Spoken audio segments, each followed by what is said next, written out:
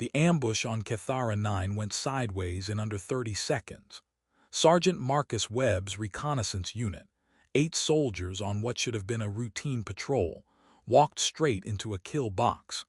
Zharn separatists materialized from dunes they'd supposedly abandoned days earlier, and the desert moon's red sky turned into a light show of plasma fire and atmospheric disruption tech.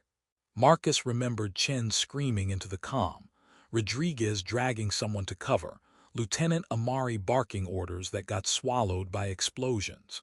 He remembered thinking this was a stupid way to die, not in combat against a real threat, but on a backwater moon during a peacekeeping mission that was just corporate warfare with better PR. Then shrapnel tore through his armor and everything went red, then black, then nothing. Consciousness returned like a broken transmission, fragments of sensation that didn't connect. Pain, distant but insistent, muted light filtering through fabric. Medical smells mixed with something foreign. His body felt wrong, disconnected, like equipment that didn't fit properly anymore. Shapes resolved slowly. Tent walls, monitoring equipment he didn't recognize. A figure moving between stations with practiced efficiency, long ears catching the light, amber eyes focused on readouts that pulsed with data Marcus's scrambled brain couldn't process. Zharn, enemy. His combat training screamed warnings his body couldn't answer. Nothing moved right, everything hurt, and his voice came out as a pathetic rasp when he tried to speak. The figure turned. Female, he registered distantly, with facial markings that denoted medical caste. She approached, and Marcus's broken instincts tried to prepare for execution or interrogation, or whatever came next. Instead, she spoke in accented but clear human standard, her voice carrying exhaustion and something that sounded impossibly like relief. "You made it." Marcus's brain struggled with the contradiction. Made what? Made it where? Why did she sound glad about it?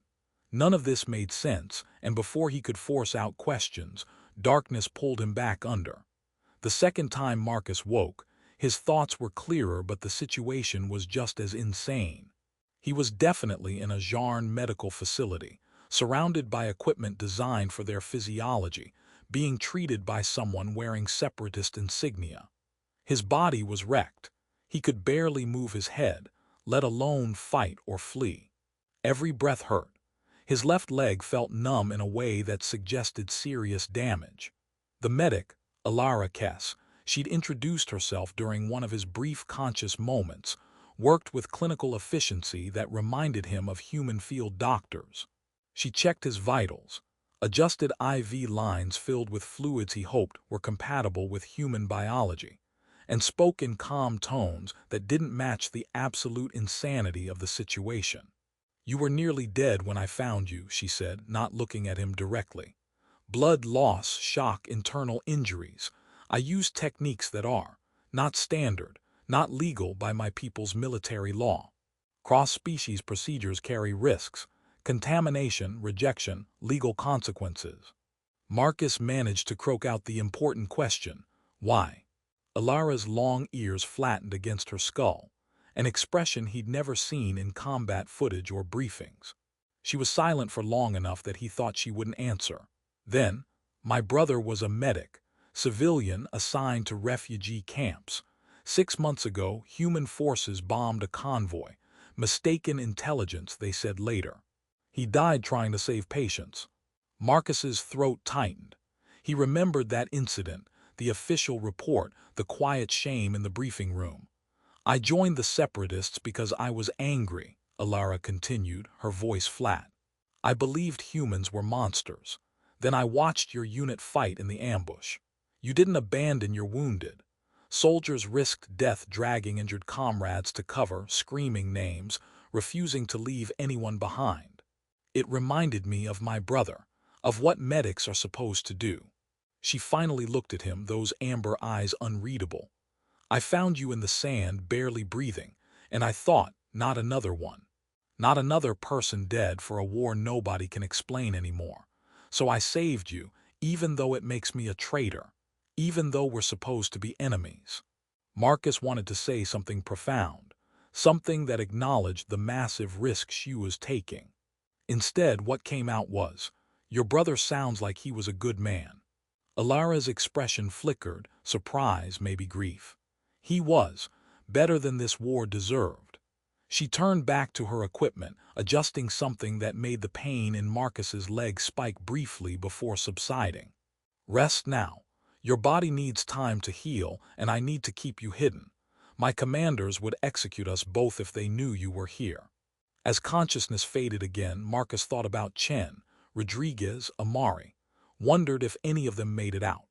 Wondered what they'd think if they knew an enemy medic was keeping him alive using forbidden techniques, risking everything, because she couldn't watch another person die for a war that made less sense every day. Recovery was slow, painful, and profoundly strange. Alara had converted a supply tent on the perimeter of the separatist camp into a hidden medical facility, falsifying inventory records and convincing a handful of trusted friends to stay silent. She worked mostly at night, when fewer eyes watched the supply depot. Marcus learned she was brilliant, a xenobiological specialist who'd studied human physiology before the war made such knowledge treasonous. She'd adapted human medical protocols to Zharn equipment with impressive creativity, treating wounds that should have killed him with techniques that blended both species' approaches to medicine. They talked during treatment sessions, carefully at first, dancing around dangerous topics, then with increasing honesty as the absurdity of their situation stripped away pretense. Marcus told her about his squad. Chen, who'd enlisted to pay for botanical studies and spent every leave photographing alien plants. Rodriguez, who sent half her salary to her daughter back on Earth and carried a worn photo in her helmet. Amari, who actually believed peacekeeping could work if both sides tried hard enough. Alara spoke of Zharn Prime, crystal forests that sang in the wind, rivers that glowed bioluminescent at night, cities built into living rock formations. She explained how corporate extraction had strip-mined entire regions, how promises of development became exploitation, how legitimate protests radicalized into separatist violence when peaceful options failed. "I don't know what we're fighting for anymore," she admitted one night, her long ears drooping with exhaustion. "Resources, pride, revenge for revenges that go back decades. None of it brings my brother back. None of it makes the dead meaningful." Marcus, still too weak to sit up but stronger than days before, managed a bitter laugh. "My squad was protecting mineral shipments for corporations who'll never know our names. We called it peacekeeping, but we were just well-armed security guards. Chen used to joke we died for quarterly profit margins." "Did he?" Alara stopped herself. Don't know who made it out." The words hurt more than his injuries. "You saved me, but I don't know if I'm the only one who needed saving." Silence stretched between them, heavy with shared grief for people lost to a conflict neither could justify anymore. Then Marcus's vitals spiked, fever burning through his system despite Alara's treatments. She worked frantically, injecting compounds, adjusting his medication balance, her hands steady even as her voice shook with something like fear. "Don't you dare die," she hissed, more to herself than him. "Don't you dare make me a murderer by failing. I saved you. You don't get to undo that by giving up now." Through the delirium, Marcus saw her clearly. Terrified, exhausted, caught between worlds with no safe place to land. Someone who'd lost too much to hate anymore but couldn't find her way back to hope. "Maybe not fitting," he mumbled, fever making him honest, "is the right response. When the systems are broken, maybe we're the sane ones." Alara's laugh was half sob. "If this is sanity, the universe is more broken than I thought."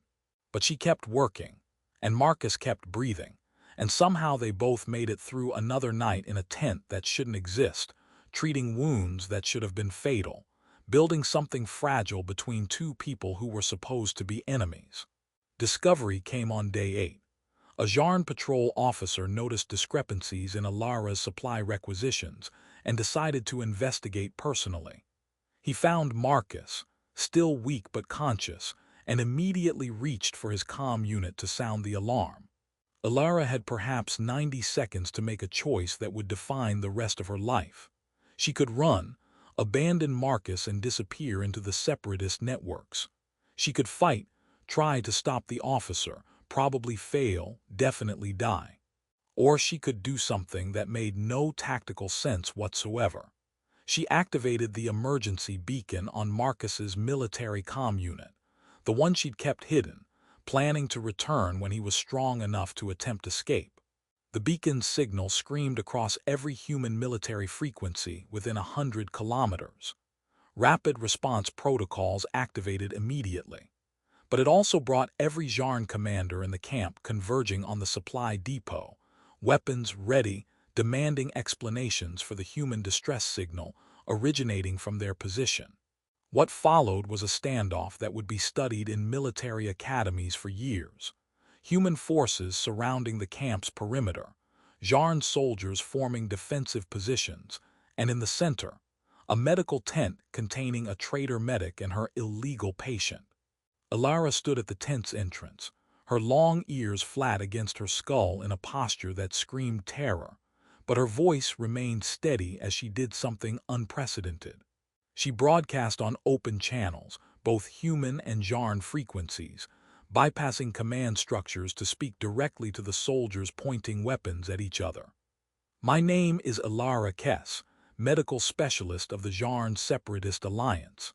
8 days ago, I committed treason against my people by saving the life of Sergeant Marcus Webb using techniques forbidden by our military law.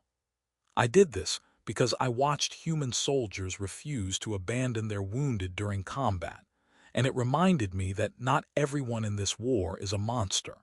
My brother died because humans made a mistake. This human lived because I chose not to make another one."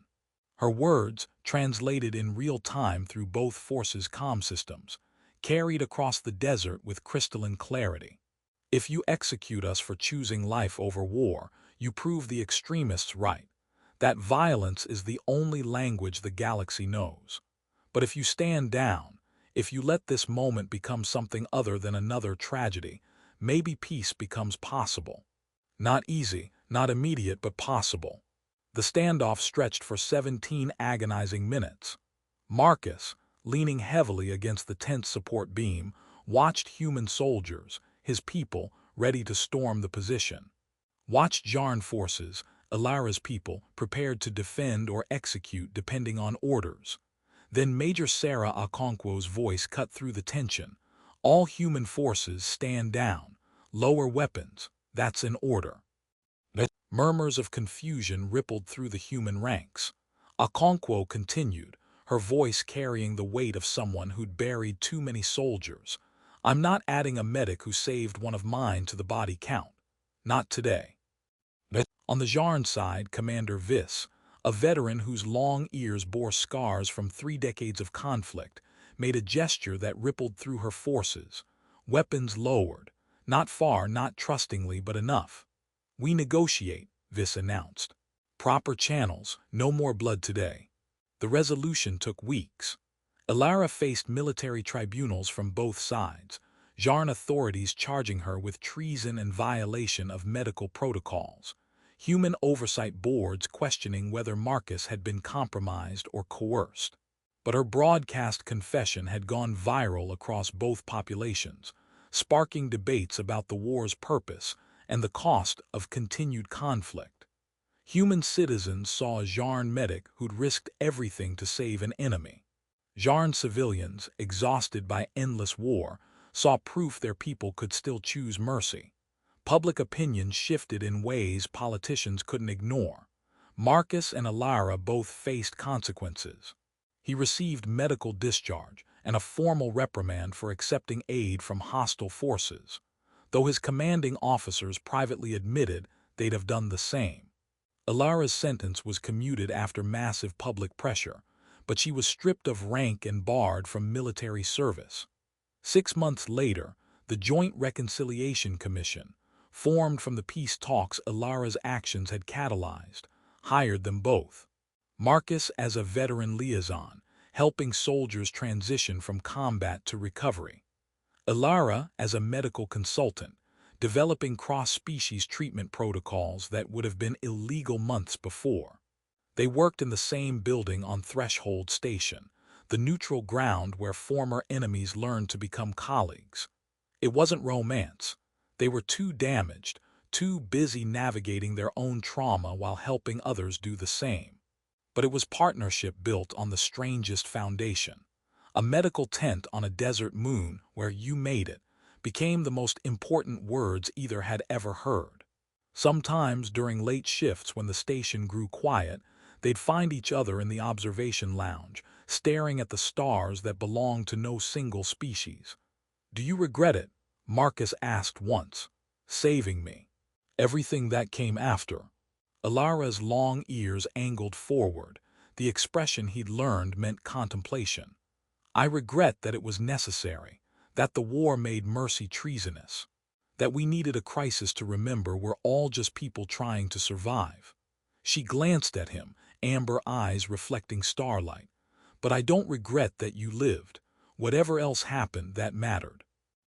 Marcus nodded, watching ships navigate the void, human vessels, Zharn cruisers, other species craft, all following the same navigation protocols because some things transcended politics. "Yeah," he said quietly, "it did." The war wasn't over. Peace was messy, incomplete, challenged daily by those who preferred the clarity of enemies to the complexity of coexistence. But in a medical tent on Cathara 9, two people had chosen life over ideology, and that choice rippled outward in ways neither could have predicted. Some nights Marcus still dreamed of the ambush, Chen's screams, Rodriguez's desperate dragging of wounded, Amari's final orders. He'd learned that 4 of his squad survived, including Chen, who was now studying xenobotany on Threshold Station, and occasionally brought Alara samples from the hydroponics bay. Alara still carried her brother's medical insignia, worn smooth from years of handling. She'd never fully forgiven the humans who'd killed him, never would. But she'd learned that grief could coexist with hope, that honoring the dead didn't require creating more bodies. They were proof, imperfect, complicated, still healing, that the line between species could vanish when survival, trust, and the shared will to live took precedence over everything else. "You made it," Alara had said in that tent, and they both had. Barely, painfully, but they